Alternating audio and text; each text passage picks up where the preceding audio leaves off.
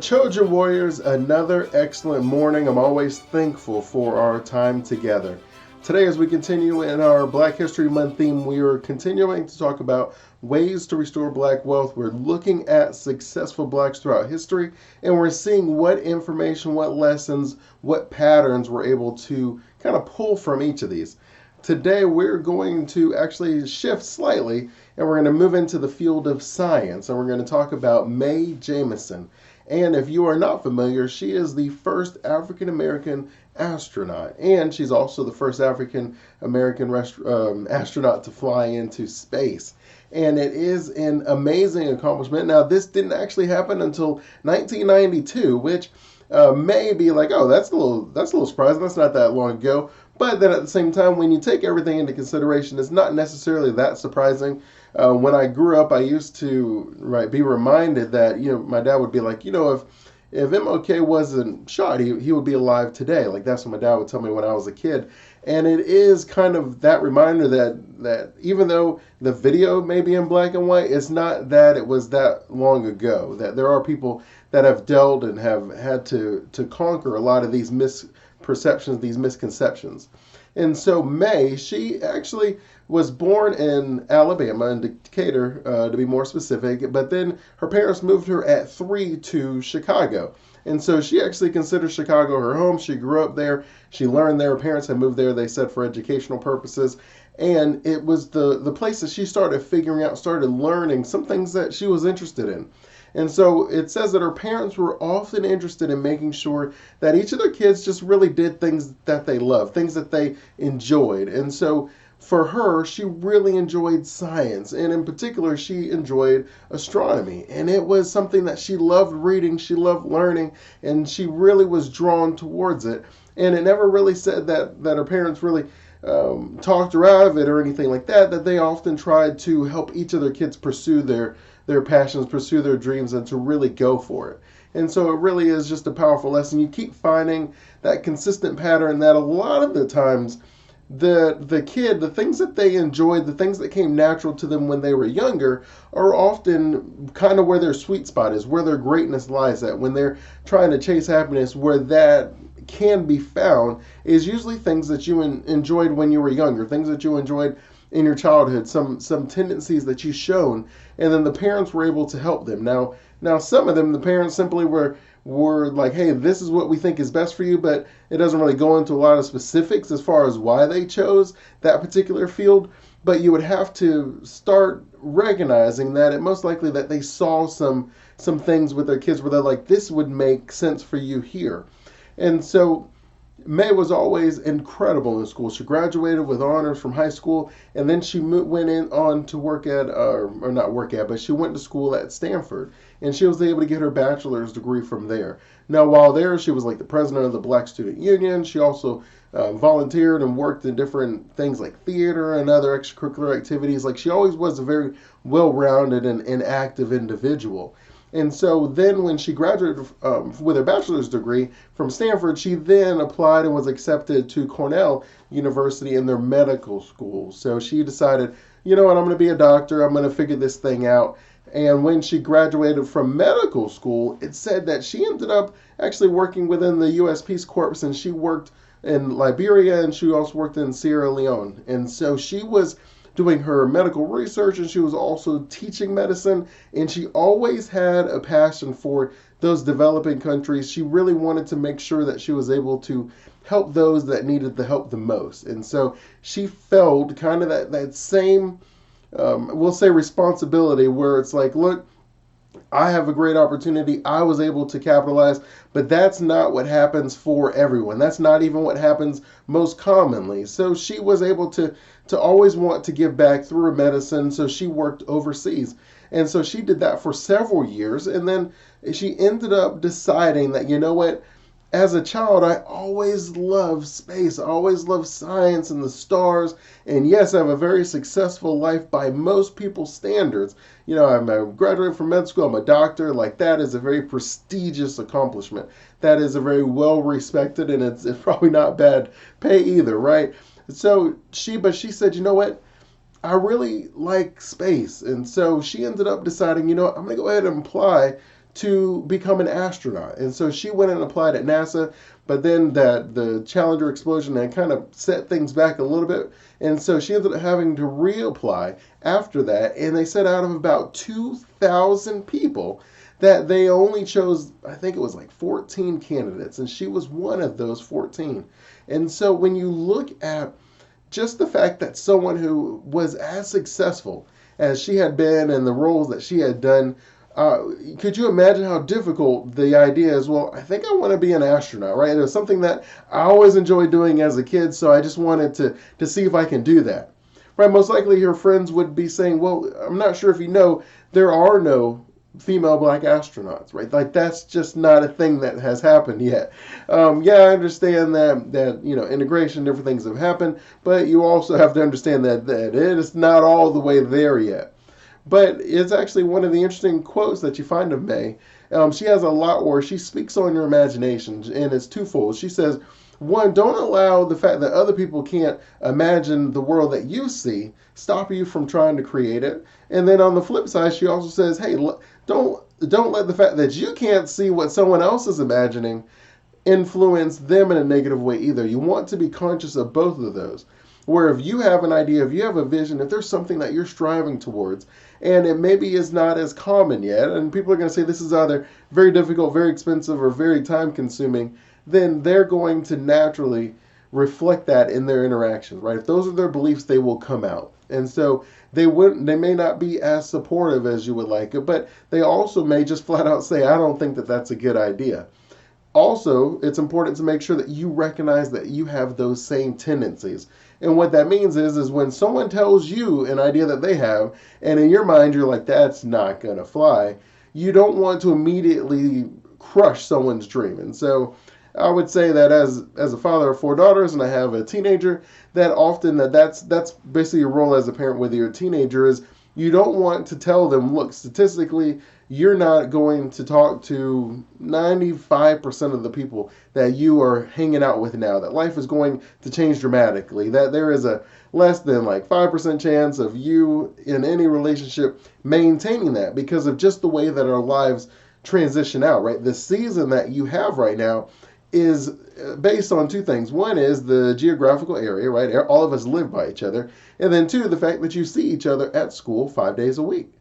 And so when those 2 things change, the foundation of most of your relationship is going to disintegrate. So that is something that you right, understand as an adult, right? You've experienced it and maybe someone's told you, but also at the same time, you don't want to tell your kids like, hey, that's not going to happen because you don't honestly know, right? Like I still have, while the majority of the relationships didn't really kind of pan out, where we still have a very cordial relationship, we're very happy to see each other when we run into each other. Yeah, I can probably count on one hand how many people that I knew in high school that I talked to at least on a weekly or monthly basis, right? So, I mean, that's a fair statement, but it's still not our place to tell them which one, because the person that you think is not going to be there could be the one that makes it, and you don't want to influence that unnecessarily. So Mae had that same resolve, that same perception about things. She's like, look, and just because I want to be an astronaut and I'm going to do what is necessary, I'm going to rise to the challenge. I'm going to have a very successful resume that would put me on the top echelon of anyone that would even be wavering on who to choose. Where I'm so overqualified that they have no choice but to at least interview me, talk to me. And then all I need is a little crack in my door and I'll kick the door down. And that was pretty much Mae's mindset, and that is why she was able to do it. And you keep seeing also that pattern that you got to try, right? Again and again and again. I talk to people and they don't believe that it's even worth trying many times in their life. Now, whether you're talking about building wealth, or you're talking about chasing a dream, or you're talking about fixing relationships, they just consistently don't believe it's worth even trying. But you also consistently find that the most successful among us, they believe that anything is worth trying, and it's worth trying at a degree that's necessary. We're not talking about just sticking your foot out and saying, oh, let's see how this works. That's not going to work. I can tell you that right now. No reason to stick your foot out. If you're going to go halfway, there's no reason to try. It's not going to work. But if you're willing to go all the way in, if you're willing to commit and to do what is necessary, which generally requires you to have some sort of a foundation understanding of what is required of you, if you have that foundational understanding and you make a blueprint based off of that, and then you adhere to that, then I would say that you're going to accomplish the goals that you have set for yourself. A lot of the times the disconnect is twofold. One is we don't even believe it's worth the effort of trying. Like, I've tried that in the past, Dre, it didn't work then, it's not going to work now. Or I've never seen that work, or something like that. Or you find oftentimes that what people are doing is they just have a very unrealistic expectation. And so the goals that they set, they just simply pulled it out of the air, and it's based on the fact that they don't want to live in the life that they have anymore. So they're like, all right, I think I could put up with this life for another 2 weeks. So they give themselves 2 weeks to lose a bunch of weight, 2 weeks to find their forever partner, 2 weeks to get that promotion, 2 weeks to take like an exam or a certification, right? Like, you just made the number, but if you actually did some research, if you would realize that was basically setting yourself up for failure. So Mae was able to get into the program. She was one of the 14 or 15, and she was very successful. And so she was then given the assignment in 1992 to be able to fly out into space. And then she became the first black female astronaut in space. And so it says that over her career, she had accumulated about 190 hours in space, which is an amazing accomplishment. And so she would study and research things like weightless effects and motion sickness and things like that. And if you just had to imagine, right, even before she did that, she already had what most people would consider a phenomenal resume, a phenomenal life, a very successful life.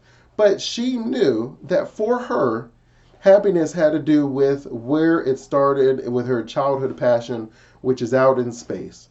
And so she allowed herself to go for it. She allowed herself to chase her dream, but she also followed that Achoja lifestyle of rising to the challenge. And she had consistent daily activities that you can trace back even from school and high school, right? Like, it wasn't like, oh, well, now let me get serious, and then she tried to figure everything out in the last couple years.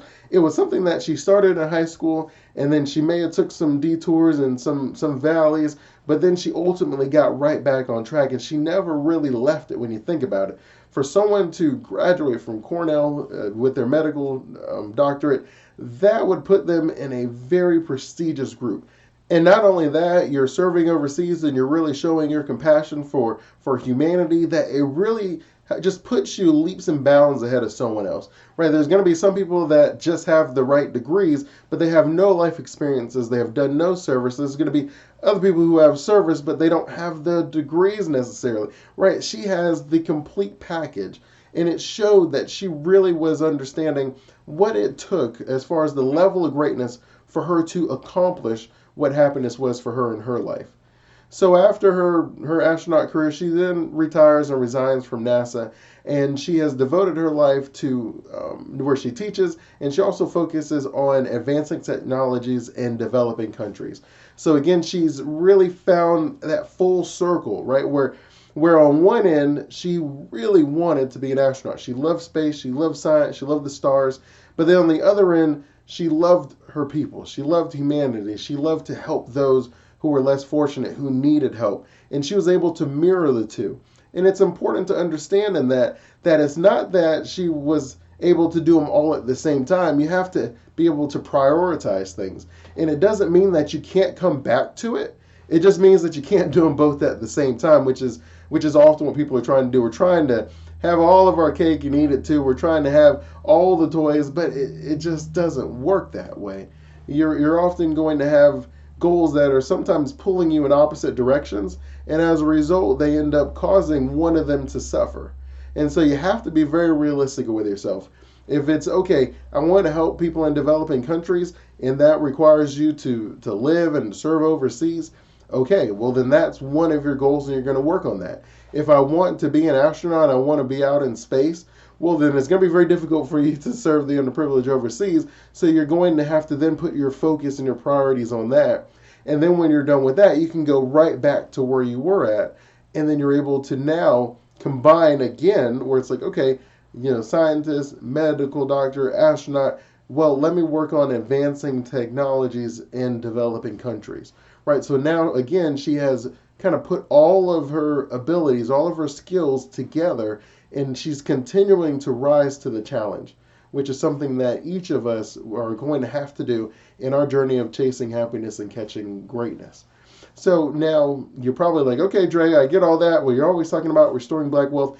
I agree. Hopefully, you're able to get some information that you can apply to your life, right? It's telling stories, making applications. But if you're curious, naturally, she's had a very successful career along the way. Her net worth is estimated somewhere around in the $20 million or somewhere in that range. I believe actually saw as low as 2 million and as high as like 20 million. So she's very successful in her own right. She has been able to chase her dream while also accumulating wealth. It is the mistake that a lot of us make where we're chasing wealth and then at some point we're like, okay, and then I'll come back around to living like my life. But that's just not how it works. I mean, granted, it can work that way, but it's not often the best way, because the journey of you to be able to build yourself to who it would take to positively impact the number of lives, to build the wealth that you have set aside as your goal, it is going to require a willingness to get up when you get knocked down. It's going to require the ability to invest time and resources in yourself, in your craft, so that you get better for the next go around.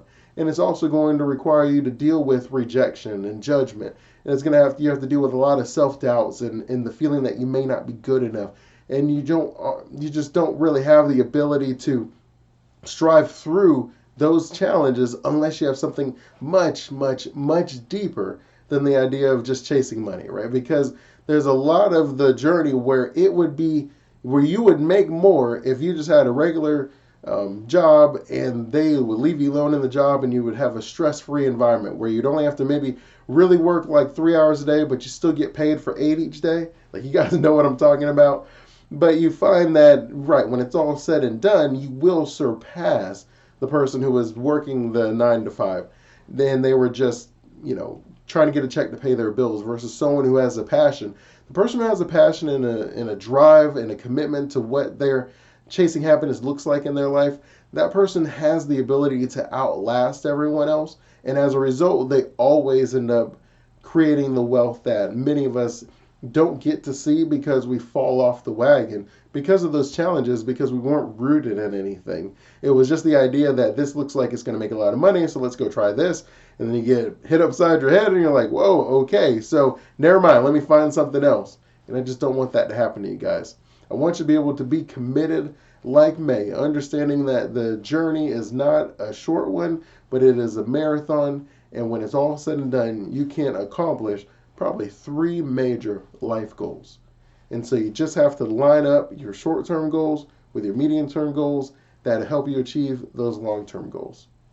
And so that will be a mindset moment. I'm always thankful for our time together. If you enjoy this, I just simply ask for you to subscribe. If you have any questions or comments, reach out to me, let me know. I'm always available. You can find me on LinkedIn. You can find me anywhere on social media. Until next time, continue blessings on your journey to become the champion of your dream life. And as always, better self, better wealth.